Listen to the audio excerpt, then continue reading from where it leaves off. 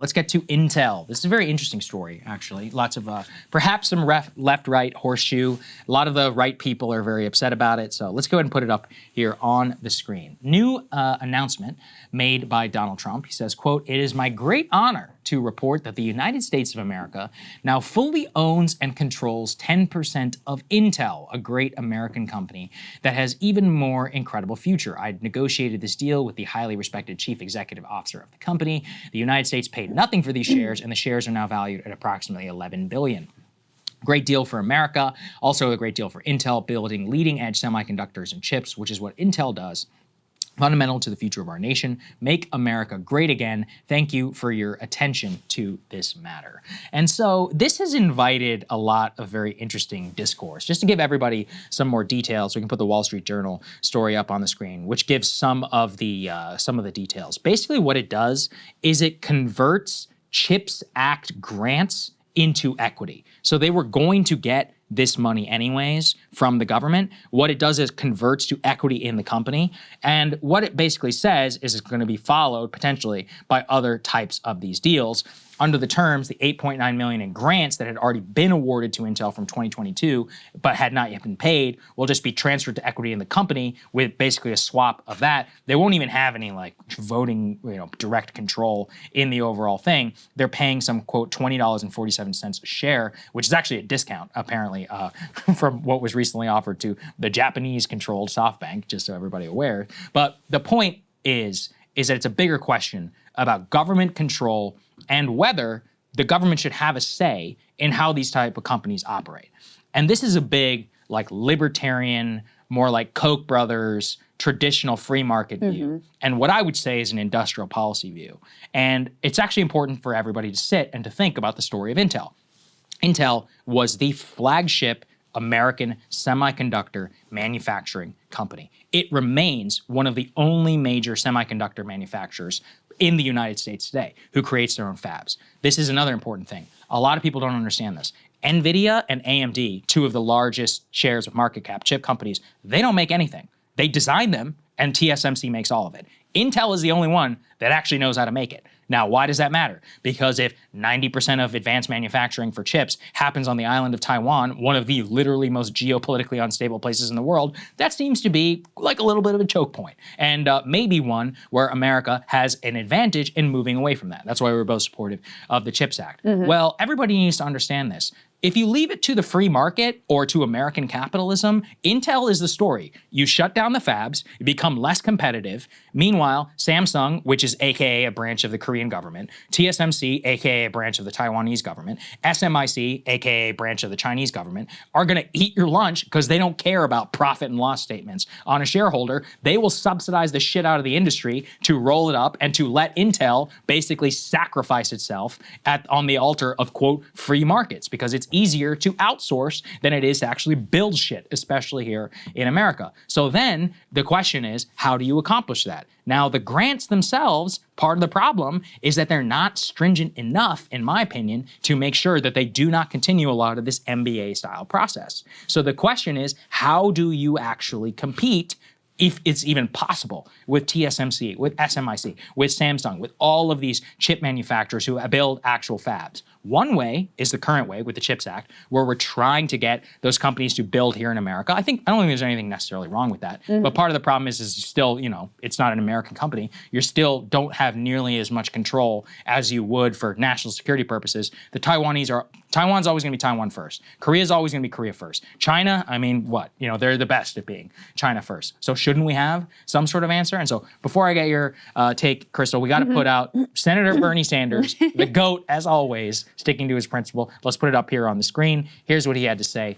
If microchip companies make a profit from the generous grants they receive from the federal government, the taxpayers of America have a right to a reasonable return on that investment. And so not only do I endorse that, but I actually would say that if anything, we should have more of control with Intel here. Yes, I know, crony capitalism, whatever. All right, let me, again, spell it out for you. There is no critical national security interests, which should not be under the control of a government. It would actually be irresponsible to do so, because if you don't, then you're going to end up like America today, which is basically a hollowed out husk of people who design shit and then let the Chinese, the Taiwanese, the Koreans, the Japanese actually build all of it for us.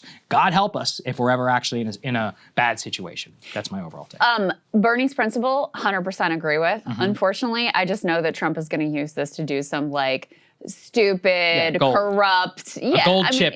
Well, the first gold chip ever manufactured. I mean, not only that. Like, I think it's also important for people to really sit with these chips are incredibly important. They genuinely are, which is part of the case for why we should have a direct interest. And yes, I think Bernie's principle is totally true. That if we are giving these companies all these subsidies, and Bernie, I think, actually opposed the Chips and Science Act or had some issues with it because of all the the taxpayer subsidies. So I think it's reasonable to say, yes, the American people should benefit from profits. However, because this is such a critical industry, we're talking about for defense, we're talking about for aerospace, we're talking about for EVs, for like the industries of the future, renewable energy, so critical. You could just see the way Trump would use this way to, punish his political opponents, to reward his cronies, all of those sorts of things.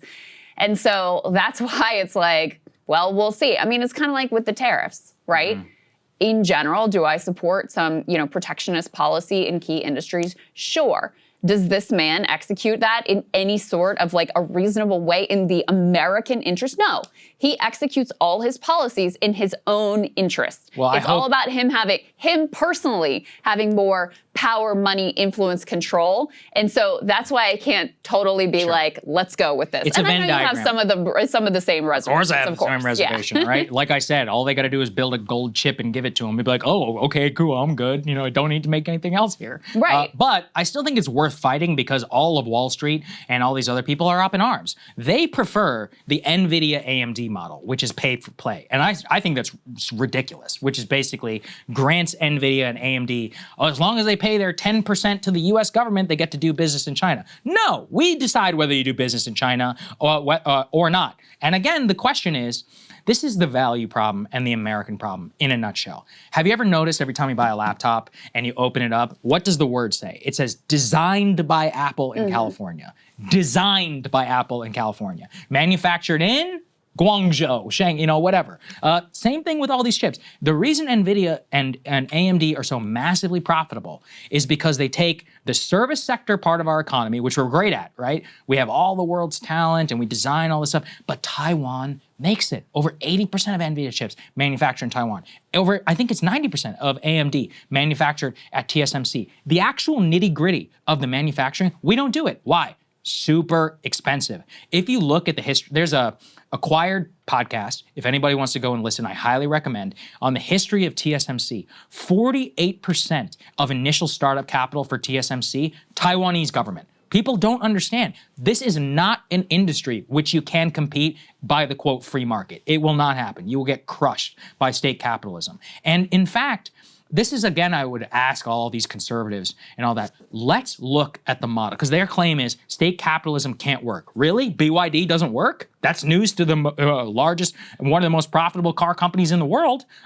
BYD doesn't work. SMIC isn't a juggernaut in terms of chip manufacturing. Look at their battery manufacturer. Look at their airplane manufacturer. All their high-tech manufacture. None of it makes any actual profit. All of it is subsidized by the government. And all of it is, frankly, creating, in many cases, much better products than so-called free market capitalism here in America. This isn't to say a whole endorsement of the Chinese model, but you cannot sit with a straight face and say it doesn't work. It obviously works. I mean, the number of people that China has lifted out of poverty is genuinely an economic miracle. Yeah, it's crazy. It's genuinely an economic miracle.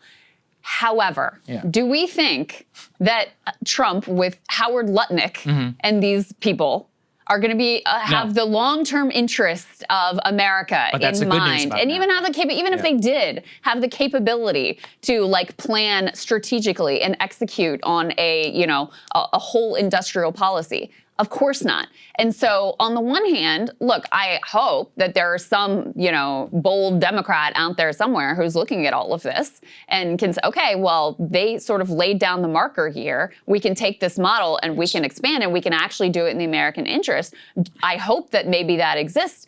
Am I confident about that? No. In the meantime, we know this is going to be less of the China model and more of the Russia model of let me use the state control to reward my cronies and lock in this, group of oligarchs who surround me and bring me gold bars in the Oval Office or whatever and pad my own bottom line and use it in order to make sure I can punish the opposition. If Gavin Newsom wants to do renewable energy projects in the state of California, I'm going to make sure he can't get the chips that he needs to be able to succeed in his project, et cetera. That's much more likely to be the direction that we go in with this. Well, let me give a defense of the Russian model. Is whenever the sanctions hit, what happened? Their GDP grew. They actually survived because the Russian model, if correctly executed, is yes, we will be massively corrupt and give it out to our oligarch friends. But at the very least, it's all here because we're the worst of all worlds. We're oligarchic and we've outsourced everything. So we have a Russian-style pay-for-play system without any of the domestic manufacturing, domestic capabilities. And watching people freak out about this, about socialism and the scary word and all of that. Well, it is funny to see people who freaked out about Zoran's 5 grocery stores. Totally right. Yeah. Then turn around and be like, oh, this is fine. Okay. Yeah. So here's a good taste of some of it, shall we? This is from C5, Eric Erickson, one of the classic, never Trump style original conservatives. Here's what he had to say. There's no national security justification for this. In fact, I had some anonymous account on Twitter say, yeah, there's a national security justification for having control of Intel. Really? We don't have control of Raytheon. We don't have government control of NVIDIA. We don't have government control of Apple. We don't have government control of Boeing. We don't have government control of Lockheed Martin. We don't have government control of any major weapons developer or defense contractor. But you want 10% control of Intel in exchange for money the government already promised to give them. That's socialism. You may be comfortable with socialism. You may decide you like socialism because someone from the Trump administration wants socialism. But my God, people, what have we been fighting for the last decade? You want smaller government? This expands it. You want the government not to go woke? Well, what happens when the Democrats get in charge and they become the largest shareholder of Intel? Good luck stopping that from happening. There's no such thing as permanence in politics in the United States of America. You're not going to stop a Democrat from one day winning re-election or getting into the White House. Having the government take control of a private corporation in exchange for government funding, first of all, they shouldn't even get government funding. You should let Intel fall flat on its face for having a bad business decision and let the creative destruction of the marketplace pick them apart. Let other companies buy up their pieces or let them regroup.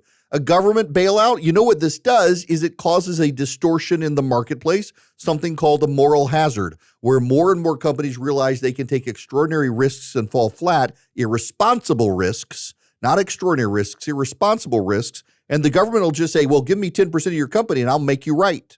That would be national suicide. That's literally a case for national suicide, is we should let it's like the auto companies. Don't bail them out. Yeah. Let them fail. Okay, right. Yeah, great. That'll be awesome. For the people of Detroit, for any sort of manufacturing. During World War II, the U.S. took control of literally the War Production Board set the actual amounts that every company in America had to produce. At many times, they would come in, seize the mines, seize the actual factory floor. No strikes, none of this bullshit. This is the amount that we're pumping out today because we have actual national security concern. The idea there's no national security concern, again, on chips is preposterous. That is preposterous. We are in the opposite, where it is one of the most glaring problems that we face as a country. It's like a slow-moving crisis. Every single day that we move forward and we come to some sort of, quote, solution, as the Chinese like to call it, to the Taiwanese question, we are so screwed. We literally, as a country, we would have to turn our laptops in. We'd probably have to stop broadcasting. We'd have to turn all of these